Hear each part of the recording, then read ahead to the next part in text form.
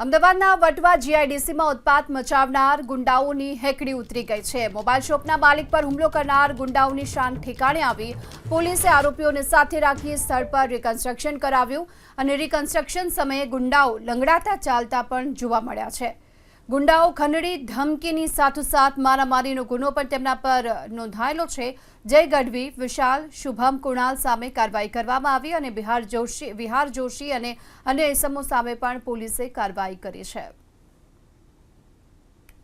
અમદાવાદની અંદર જે પ્રમાણે અસામાજિક તત્વોના આતંકના ઘટના જે પ્રમાણે બનતી રહી છે તેમાં વટવા જીઆઈડીસી પોલીસ સ્ટેશનમાં નોંધાયેલી ફરિયાદ બાદ આરોપીઓનું પંચનામું રિકન્સ્ટ્રક્શનની કાર્યવાહી જે છે તે કરવામાં આવી રહી છે। જે અત્યારના 8 આરોપીઓ છે આ ગુનામાં પકડાયેલા, તે તમામ આરોપીઓને અત્યારે લઈને આવવામાં આવ્યા છે। જે ઘટના સ્થળ છે ત્યાં 8 આરોપીઓ ઝડપી પડાયા છે।